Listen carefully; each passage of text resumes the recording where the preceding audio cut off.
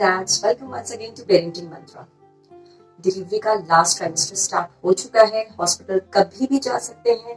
अब दिमाग में चल रहा है कि क्या लेकर जाएं, क्या छोड़ कर जाएं, बच्चे के लिए क्या रखें, खुद के लिए क्या रखें, कौन सी ऐसी चीजें हैं जो हमें रखनी है। तो चलिए इन्हीं सवालों का जवाब ढूंढते हैं आज इस वीडियो में। अगर आप मेरा ये वीडियो देख रही हैं तो मुझे लगता है कि आप जरूर अपने लास्ट ट्राइमेस्टर में हैं या आप अपना बैग पैक करने वाली हैं। First of all congratulations for your pregnancy and all the very best for your delivery. तो वीडियो को आगे बढ़ाने से पहले अगर आपने मेरा चैनल सब्सक्राइब नहीं किया है तो प्लीज इसे सब्सक्राइब कर लीजिए ताकि हम एक बड़ी कम्युनिटी बना सके और बहुत सारे सवालों का जवाब लेकर आ सकूं मैं आपके लिए। तो चलिए वीडियो स्टार्ट करते हैं। वो कौन सी ऐसी 4 चीजें हैं जो हमें अपने दिमाग में रखनी है पैकिंग करने वाली। जो सबसे पहली चीज है वो ये है कि हमें अपने हॉस्पिटल से ये जानना जरूरी है कि हम वहाँ कितने दिन रुकने वाले हैं। अगर हमारी नॉर्मल डिलीवरी होती है तो हम कितने दिन रुकने वाले हैं और अगर हमारी सिजेरियन डिलीवरी होती है तो हम कितने दिन रुकने वाले हैं। देखिए कई केसेस में ऐसे होते हैं कि लास्ट मोमेंट में या इनिशियली भी कई ऐसे कॉम्प्लिकेशंस हो जाते हैं जिसमें डॉक्टर जो है वो पहले बता चुके होते हैं कि आपकी डिलीवरी जो है वो नॉर्मल होने वाली है या सिजेरियन होने वाली है। वो टाइम तो उस टाइम पे तो चीजें क्लियर होती हैं, बट कई बार ऐसा होता है कि हम लास्ट तक ये सोचते हैं कि हमारी नॉर्मल डिलीवरी होगी because everything is normal, but last moment पे कोई ऐसा कॉम्प्लिकेशन हो जाता है कि अनफॉर्चुनेटली हमारी डिलीवरी जो है वो सिजेरियन हो जाती है। तो हम जब भी पैकिंग करेंगे हम वो लास्ट डेज लेकर चलेंगे क्योंकि हम नहीं जानते कि हमारी डिलीवरी जो है वो नॉर्मल होने वाली है या सिजेरियन होने वाली है। तो फॉर द सेफ साइड हम चीजें उसी हिसाब से पैक करेंगे। नॉर्मल डिलीवरी में जनरली हॉस्पिटल्स जो होते हैं वो 2 दिन रखते हैं और जो सिजेरियन डिलीवरीज होती है उसमें 3 से 4 दिन रखते हैं। तो उसी हिसाब से अपने बैग को पैक करेंगे। दूसरी जो चीज है जो हमें दिमाग में रखनी है वो ये है कि हमारे साथ हॉस्पिटल में कौन रुकने वाला है। ज्यादातर केसेस में पार्टनर्स रुकते हैं तो आपको उनके लिए भी पैकिंग करनी होगी ऑब्वियसली। और जो तीसरी चीज हमें दिमाग में रखनी है वो ये है कि आप अपने हॉस्पिटल से पूछिए कि वो आफ्टर डिलीवरी आपको क्या कुछ प्रोवाइड करने वाले हैं। लाइक के बहुत सारे ऐसे हॉस्पिटल्स होते हैं जो सब कुछ प्रोवाइड करते हैं, आपको कुछ भी लेकर जाने की जरूरत नहीं होती है। लेकिन कुछ ऐसे हॉस्पिटल्स होते हैं जो कुछ चीजें प्रोवाइड करते हैं, कुछ जो है वो आपको खुद अरेंज करनी पड़ती है। और कई ऐसे लोग होते हैं जिनके हॉस्पिटल सब कुछ तो प्रोवाइड करते हैं but they don't want to use. और जो लास्ट हमारा पॉइंट है, जो चौथा हमारा मेन पॉइंट है वो ये है कि हमारी डिलीवरी किस पीरियड में होने वाली है। लाइक समर्स है, विंटर्स है या कहीं कोई ट्रांजिशन फेज तो नहीं है। तो इन सब बातों का हम ख्याल रखेंगे जब भी हम अपना बैग पैक करेंगे। पैकिंग करने के लिए हमें सबसे पहले चाहिए होगा एक सही बैग। जी हाँ, एक सही बैग। कोशिश करिए कि कोई ट्रॉली बैग हो क्योंकि जो शोल्डर बैग्स होते हैं या बैकपैक्स होते हैं उनको थोड़ा कैरी करना मुश्किल होता है। ट्रॉली बैग्स जो होते हैं वो इजी टू कैरी होते हैं। एक सही साइज का आप चुनाव कर लें। उसके बाद इस चीज का ख्याल रखें कि आपका जो बैग है उसमें मल्टीपल पॉकेट्स होने चाहिए आपके पास। मल्टीपल पॉकेट्स का क्या फायदा है? मल्टीपल पॉकेट्स होने से हम चीजों को कैटेगराइज करके रख सकते हैं ताकि एट द टाइम हमें पैनिक होने की जरूरत ना पड़े या हमें उन चीजों को ढूंढने की जरूरत नहीं पड़े। वी ऑलरेडी नो कि कौन से पैकेट में हमने क्या चीज रखी है, किससे रिलेटेड चीजें रखी हैं। तो कैटेगराइज करके चीजों को रखना हमारे लिए आसान होगा। और जो सबसे इंपॉर्टेंट चीज और जो सबसे पहली चीज मैं आपको कहूंगी अपने बैग में रख लीजिए वो है आपके डॉक्यूमेंट्स। क्योंकि डॉक्यूमेंट्स एक ऐसी चीज है जो हम अक्सर भूल जाते हैं। उसका खासकर हम सोचते हैं कि लास्ट मोमेंट में रख लेंगे जब जाने लगेंगे, लेकिन नहीं। लास्ट मोमेंट में हम बहुत ज्यादा टेंशन में होते हैं, बहुत ज्यादा पैनिक सिचुएशन होती है और उस टाइम पे बिल्कुल दिमाग काम नहीं करता। तो इट्स बेटर कि हम अपने डॉक्यूमेंट्स सबसे पहले अपने बैग में रख लें। अब डॉक्यूमेंट्स में सबसे पहले तो आप अपनी आईडी प्रूफ रख लीजिए। आपके जितने भी मेडिकल रिकॉर्ड्स हैं वो सब रख लीजिए। प्रेगनेंसी के टाइम में आपको क्या कॉम्प्लिकेशंस रहे हैं, क्या आपकी सिचुएशंस रही, अल्ट्रासाउंड रिपोर्ट्स, आपकी जो ब्लड रिपोर्ट्स हैं वो सब कुछ आप उसमें रख लीजिए। कोई ऐसी बात जो डॉक्टर ने आपको बताई वो आपकी प्रेगनेंसी से रिलेटेड जो at the time of delivery doctor को जाननी जरूरी है वो सारी रिपोर्ट्स रखिए। ये तो बात हो गई थी डॉक्यूमेंट्स की। उसके बाद आपकी इंपॉर्टेंट मेडिसिन। कई सारे ऐसे लोग होते हैं जो किसी न किसी डिजीज से सफर कर रहे होते हैं। लाइक कुछ लोग जो है उनको कार्डियक प्रॉब्लम होती है, कुछ लोग हैं जो आप कह सकते हैं डायबिटिक है, कुछ लोग हैं वो आप थायराइड की प्रॉब्लम होती है, कुछ लोगों में एस्थमा की प्रॉब्लम होती है। तो इन तरह के पेशेंट्स को उनकी डेली मेडिसिन लेनी बहुत ज्यादा जरूरी होती है। तो आप उन मेडिसिन को रखना कभी मत भूलिएगा क्योंकि उस टाइम पे आपका सब कुछ सारा लेवल मेंटेन होना बहुत जरूरी है। अगर आपके लेवल्स में कुछ अप एंड डाउन हो जाए तो वो आपकी डिलीवरी को कॉम्प्लिकेटेड बना सकता है। तो इट्स वेरी इंपॉर्टेंट कि आप अपनी जितनी भी इंपॉर्टेंट मेडिसिन है वो अपने साथ जरूर रखें। तो ये थी मेडिसिन की बात। तो ये 2 चीजें जो आपको मस्ट हैव्स हैं वो रखनी ही रखनी। अब वो इम्पोर्टेंट चीजें जो हमें बेबी के लिए पैक करनी है। तो सबसे पहले अगर आपको हॉस्पिटल के कपड़े नहीं पहनाने हैं तो फटाफट पैक कर लीजिए उसके लिए कुछ कपड़े।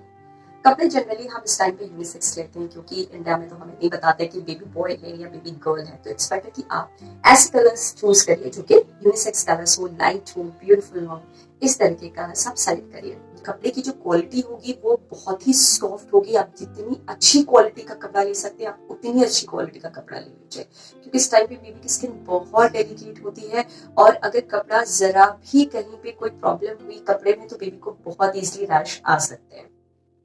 और कपड़े की क्वालिटी के अलावा इस चीज का ख्याल रखिए कि कपड़ा जो है वो पूरा बंद वाला नहीं लेना है आपको। कपड़ा जो है वो आगे से ओपन वाला लेना है आपको, जिसमें आगे में बटन्स होती हैं। पीछे में भी बटन्स वाले मत लीजिएगा। पीछे में बटन्स लेने से क्या होता है कि बेबी को सोने में प्रॉब्लम हो सकती है, तो हमेशा प्रेफर करिए कि बटन्स आगे की तरफ हो। और बटन अगर साइड में है तो बहुत अच्छा है, क्योंकि उससे क्या होगा कि बेबी का जो अम्बिलिकल कॉर्ड है जो अभी तक हीलिंग नहीं हुई है, जिसमें वो बेबी को बहुत हर्ट कर रहा होता है, तो उसमें वो कपड़ा बार बार लगेगा नहीं, तो वो उस चीज को भी प्रिवेंट करने में हेल्प करेगा। उसके अलावा आप क्या कर सकते हैं कि बेबी रॉम्पर्स आते हैं, वो भी पूरे ओपन वाले आते हैं, आप वो भी ले सकते हैं। उससे क्या होता है कि बेबी पूरी तरह से कवर हो जाता है। कुछ रॉम्पर्स जो होते हैं उसमें क्या होता है कि आपके मिटन्स भी होते हैं, उसके अलावा बूटीज भी होती हैं उसमें लगी हुई सारी। तो आजकल बहुत ही अच्छी अच्छी क्वालिटी के और अच्छे अच्छे डिजाइन के कपड़े आ रहे हैं, तो आप वो सभी ले सकते हैं। उसके अलावा कपड़े आपको कितने रखने हैं, तो देखिए अगर हम मान के चले कि हमें हॉस्पिटल में 3 से 4 दिन रुकना है तो कम से कम हमें 8 पेयर ऑफ क्लोथ्स तो रखने ही रखने हैं। तो हमने 8 पेयर ऑफ क्लोथ्स रख लिया। उसके बाद हमें बच्चे का पजामा वगैरह भी रखना होगा। अगर आप ऊपर से टी शर्ट्स वगैरह टाइप की कोई चीज रख रहे हैं, टॉप्स रख रहे हैं, तो नीचे आपको उतना ही पजामा भी रखना होगा जितना आपने टॉप रखा। उसके अलावा आप बेबी के लिए वेस्ट रख सकते हैं, थर्मल्स रख सकते हैं अगर विंटर्स है तो। और ये जो कपड़े आपने रखे हैं, अगर आपका ट्रांजिशन पीरियड है डिलीवरी का या आपका विंटर है तो उस टाइम में हल्की हल्की ठंड सी भी होती है, तो उस टाइम पे आप क्या करेंगे कि हल्का सा मोटा कपड़ा रख सकते हैं बेबी के लिए, rather that taking only the cotton clothes. और अगर विंटर्स है तब तो आपको विंटर वेयर्स भी रखने ही पड़ेंगे, उसके लिए आपको अलग से स्वेटर्स वगैरह भी रखने पड़ेंगे।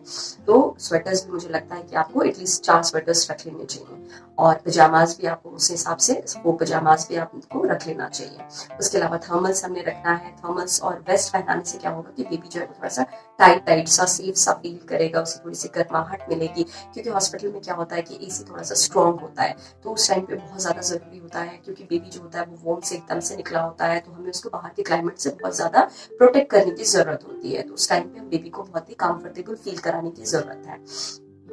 वेस्ट के अलावा आप बेबी के लिए आप सॉक्स रख सकते हैं, मिटन्स रख सकते हैं, कैप्स रख सकते हैं, ये भी आपको 4 से 5 रख लेने चाहिए। और ये इन सब की भी क्वालिटीज जो है वो बहुत ही सॉफ्ट होनी चाहिए।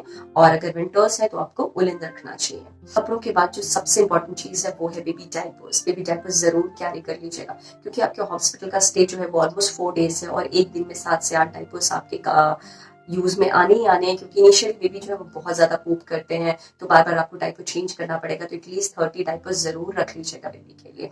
डायपर्स भी हम किस तरह का इस्तेमाल करेंगे, डायपर्स जो है हम बिल्कुल सॉफ्ट वाला इस्तेमाल करेंगे। न्यू बॉर्न बेबीज के स्पेशल डायपर्स आते हैं। मैंने अशान के और अशर के टाइम में पैपर्स का इस्तेमाल करा था, और कौन सा वाला मैंने इस्तेमाल करा था उसका लिंक मैं डिस्क्रिप्शन बॉक्स में डाल दूंगी, आप प्लीज वहां से देख लीजिएगा। और वो बहुत ही सॉफ्ट होता है, बहुत कॉटनी टच देता है बेबी को, और बहुत ही कंफर्टेबल होता है। आप उसको बहुत आराम से इस्तेमाल कर सकते हैं। बहुत लोग होते हैं जो डायपर को अवॉइड करना चाहते हैं, उन्हें लगता है कि डायपर से बेबी को रैशेस आ जाते हैं, तो इस पे भी मैंने एक वीडियो किया हुआ है, आप प्लीज उस वीडियो को जरूर देखिएगा। उसका लिंक जो है मैं डिस्क्रिप्शन बॉक्स में डाल दूंगी। डायपर पहनाने से बिल्कुल भी बच्चों को रैशेस नहीं होगा, अगर हम सही डायपर और सही तरीके से डायपर पहनाएं तो। आप बेशक से चाहें तो घर पे आने के बाद नैपीज का इस्तेमाल कर लीजिए, लेकिन हॉस्पिटल में आई विल सजेस्ट कि आप डायपर्स का ही इस्तेमाल करें, क्योंकि वो बहुत कन्वीनियंट होने वाला है आपके लिए। उसके अलावा डायपर के बाद हम वेट वाइप्स रखेंगे। वेट वाइप्स क्यों हम रखेंगे, क्योंकि बेबी का हम बार बार जब डायपर चेंज करेंगे और बेबी ने पुक किया है या पी किया है, तो हमें उनका जो डायपरिंग एरिया है उसको क्लीन करना है, तो उसके लिए हम बेबी वाइप्स का इस्तेमाल करेंगे। बेबी वाइप्स भी हम कैसा इस्तेमाल करेंगे, हमें इस बात का ख्याल रखना है कि बेबी वाइप्स जो है वो अल्कोहल बेस्ड बिल्कुल भी नहीं होना चाहिए, क्योंकि अल्कोहल जो है वो बेबी की स्किन को डैमेज कर सकता है, उसे और ज्यादा ड्राई कर सकता है, रैशेस कर सकता है। जब भी आप बेबी वाइप्स खरीदने जाए, मेक श्योर के वो वाटर बेस्ड हो, अल्कोहल बेस्ड नहीं हो। उसके अलावा आप बेबी वाइप से बेबी का हाथ पैर भी साफ कर सकते हैं। तो ये तो थी बेबी वाइप्स की बात। अब जो है वो है स्वेडल्स। तो स्वेडल्स जो होते हैं वो बहुत ही इंपॉर्टेंट होते हैं बेबीज के लिए। बहुत सारे लोगों को स्वेडल्स का जो है कॉन्सेप्ट ही नहीं पता होता। स्वेडल्स जो होते हैं वो बेसिकली शीट्स के फॉर्म में भी आते हैं, और आजकल तो रेडीमेड स्वेडल्स भी आने शुरू हो गए हैं। तो ये स्वेडल्स क्या करते हैं कि इतने दिनों तक बेबी जो वोम में होता है उसको एक ही पोजीशन में रहने की आदत होती है, बहुत ज्यादा मूवमेंट नहीं होती है बेबी के आगे, वो एक वॉर्थ जो उसको मिलती है वो बाहर आकर कहीं खो जाती है। तो जब हम बेबी को स्वेडल्स में रैप कर देते हैं तो बेबी को लगता है कि वो अभी भी वोम में है, और इस तरह से वो ज्यादा रोता भी नहीं है। नहीं तो नॉर्मली बेबीज जब बाहर आते हैं तो बहुत ज्यादा रोते हैं, तो स्वेडल्स में डालने से बेबी रोते भी कम है और वो सोते भी अच्छे से हैं, बहुत कंफर्टेबल फील होता है उनको। तो आप चाहे तो स्वेडल शीट्स का इस्तेमाल कर सकती हैं, या रेडीमेड स्वेडल्स जो आते हैं आप उनका भी इस्तेमाल कर सकते हैं। अगर विंडोज है तो आप थोड़े से गर्म वाले स्वेडल ब्लैंकेट्स भी ले सकती हैं। उसके अलावा आप रिसीविंग ब्लैंकेट्स रख लीजिए। रिसीविंग ब्लैंकेट्स आपको हॉस्पिटल से जब आप घर जा रही होंगी तो उस टाइम में बेबी को रैप करके लेके जाने में हेल्प करेगा। उसके अलावा आपके जो विजिटर्स आपसे मिलने के लिए आएंगे, आप बेबी को रिसीविंग ब्लैंकेट में रख कर उसके बाद आप उनको देंगे तो वो भी बहुत अच्छा साउंड करेगा। बाद जो इम्पोर्टेंट चीज है वो है quick dry sheets. Dry sheets हम क्यों अपने साथ लेकर जाएंगे? अगर आप बेबी को डायपर में नहीं रखना चाहती हैं, तो आप बेबी को अगर नैपीज में रखना चाहती हैं, तब तो ड्राई शीट्स बहुत ज्यादा इंपॉर्टेंट है आपके लिए। उस पर बेबी अगर सूसू भी करेगा तो वो फौरन से अब्सॉर्ब हो जाएगा और आपको बार बार उसको चेंज करने की जरूरत नहीं पड़ती है।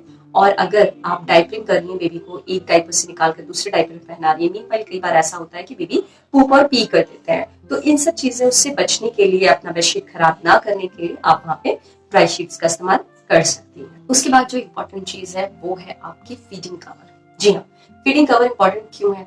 क्योंकि क्या होता है कि जब डिलीवरी होती है उसके बाद कई सारे लोग मिलने के लिए चले आते हैं। अब मिलने वालों को तो आप मना करेंगे नहीं कि भैया मत आओ, अभी मैं फीड करा रही हूँ बेबी को। अब डॉक्टर आ गया, नर्सेज आ गई, कोई भी अटेंडेंट आ गया, बहुत सारा मतलब आना जाना लगा रहता है। तो उस टाइम पे मदर और बेबी दोनों बहुत अनकंफर्टेबल हो जाते हैं, क्योंकि हमें हर थोड़ी थोड़ी देर में बेबी को फीड कराना पड़ता है। तो अगर आपके पास फीडिंग कवर हो तो आराम से फीडिंग कवर पहनो और बेबी को फीड कराओ। कौन आ रहा है कौन जा रहा है आपको उससे कोई मतलब ही नहीं है, बी कंफर्टेबल। तो फीडिंग कवर इसलिए बहुत ज्यादा जरूरी होता है। उसके बाद आपको और कौन सी चीज रखनी है? आपको बिब्स रखनी है। बिब्स का मकसद ये है कि बेबी जो बार बार स्पिट करता है, क्योंकि क्या होता है जब वो आता है दुनिया में तो फिर उसको जो हम फीड कराना शुरू करते हैं तो कई बार बेबी के लिए वो डाइजेस्ट करना बहुत मुश्किल होता है। तो बेबी जो है वो स्पिट करते ही करते हैं, इनिशियली बहुत मुश्किल से वो चीजों को डाइजेस्ट करते हैं, धीरे धीरे वो उस चीज के लिए एडजस्ट करते हैं अपने आप को। तो मीनवाइल हमें उनको बिब लगा कर रखना चाहिए ताकि वो स्पिट करें तो वो बिब पे जाए और आप उसको फौरन से चेंज कर दें, बच्चे का बार बार वो कपड़ा आपको चेंज करने की जरूरत ना पड़े। उसके अलावा आप जो है वो बहुत ही सॉफ्ट कॉटन के कुछ क्लोथ पीसेस रख लीजिएगा जो कि बेबी का फेस वगैरह साफ करने के काम आए हैं। बहुत ही अच्छी क्वालिटीज में आते हैं और आपको ऑनलाइन बहुत आसानी से सारी चीजें मिल जाएंगी। कोई भी ऐसी चीज नहीं जिसके लिए आपको कहीं भटकने की जरूरत है। आप ऑनलाइन ये सब कुछ सर्च कर सकती हैं और बहुत आराम से आपको ये सब कुछ मिल सकता है। बेबी में इस्तेमाल किए जाने वाली जितने भी क्लोथ्स, ब्लैंकेट्स, जिन भी चीजों का नाम मैंने लिया है जो आपको कैरी करना है, in fact not only in the hospital but at home as well, तो आपको चाहिए कि आप उन सब चीजों को बहुत अच्छे से वॉश कर लो और उन सबको आप सैनिटाइज कर दो, डिसइंफेक्ट कर दो। उसके बाद उसको कोशिश करो कि धूप में सुखा के प्रेस करके तब उसको इस्तेमाल करो। कुछ डिस्पोजेबल बैग्स रख लीजिएगा, क्योंकि आपको जो डाइपर या नैपीज अगर फेंकना हो या कोई भी वेस्ट चीज फेंकनी हो तो उसके लिए वो डिस्पोजेबल बैग्स आपके काम आने वाले हैं। तो कुछ एक्स्ट्रा पैकेट्स भी रख लीजिएगा साथ में, एक्स्ट्रा आप कह सकते हैं कि बैग्स रख लीजिएगा जो कि इजी टू कैरी हो, बहुत ज्यादा बल्कि ना हो, जिनको आराम से आप फोल्ड करके रख सकते हैं। क्योंकि वापसी में क्या होता है कि हॉस्पिटल से जब हम लौटते हैं तो बहुत सारी ऐसी हमारे पास एक्स्ट्रा चीजें भी हो जाती हैं, तो एक्स्ट्रा बैग जो होते हैं वो उन एक्स्ट्रा चीजों को रखने के काम आ जाएंगे आपको। उसके बाद आप ब्रेस्ट पंप रख सकते हैं। ब्रेस्ट पंप रखने से मेरा मकसद ये है कि इनिशियली क्या होता है कि कुछ केसेस में मदर्स को मिल्क जल्दी नहीं आता है और बेबी भी वेल ट्रेन तो होते नहीं है, तो वो भी मिल्क उनके लिए लेना भी बहुत ज्यादा मुश्किल हो जाता है। तो ऐसे में क्या होता है कि ब्रेस्ट पंप से आप आराम से मिल्क निकाल सकते हैं और बेबी को फीड करा सकते हैं। क्योंकि अगर हम इनिशियली बेबी को मदर मिल्क नहीं देते हैं और फॉर्मूला पे रख देते हैं तो बाद में वो बेबी जो है उसको कई बार रिजेक्ट भी करने लगता है। तो कोशिश करिए, और इनफैक्ट डॉक्टर भी कहते हैं कि फर्स्ट 2 आवर्स में मदर को अपना मिल्क बेबी को देना चाहिए।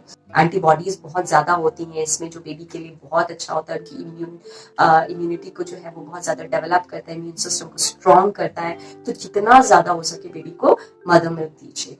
आप अपने साथ सैनिटाइजर कैरी कर सकती हैं। वैसे तो हॉस्पिटल्स में सैनिटाइजर मिलते ही हैं, बट आप अपने साथ भी कैरी कर लेंगे तो काफी कन्वीनियंट होगा आपके लिए, क्योंकि बाहर से अक्सर लोग आएंगे ही और आपके बेबी को टच करना ही चाहेंगे। तो आप उनके हाथ को पहले सैनिटाइज करवा दीजिए, इससे पहले कि वो आपके बेबी को टच करें। इनफैक्ट जब आप लोग भी अपने बेबी को टच करने जा रहे हो तो भी हाथ को सैनिटाइज कर लीजिए, क्योंकि उस टाइम पे बेबी का इम्यून सिस्टम बहुत ज्यादा वीक होता है। छोटी छोटी चीजों से उसको प्रॉब्लम हो सकती है। तो हमें जितना ज्यादा हो सकेगा हम प्रिकॉशंस लेंगे और बेबी को इन सब चीजों से बचा कर रखेंगे। तो इसके लिए सैनिटाइजर का इस्तेमाल जरूर करिएगा। आप अपने साथ में कटोरी चम्मच जरूर कैरी कर लीजिएगा, ताकि आप बेबी को शुरू में क्या होता है कि बॉटल्स भी लोग दे देते हैं बेबी को, लेकिन बॉटल से ज्यादा अच्छा होता है कि आप कटोरी चम्मच से बेबी को मिल्क दें।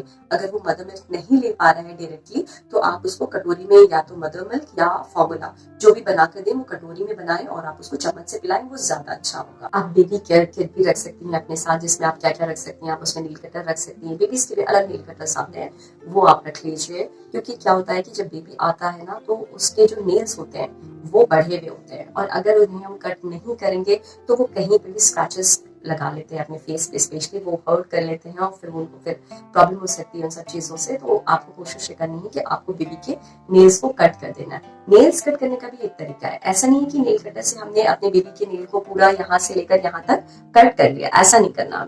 हमें थोड़ा सा यहाँ पे कट करना है बेबी का नेल और फिर उसे धीरे धीरे धीरे हमें अपने हाथों से निकाल देना है। यहाँ से यहाँ तक पूरा हमें नील कटर लेकर नहीं जाना, बस हल्का सा हमें कट देना है और बाकी अपने हाथ से धीरे से निकाल देना है।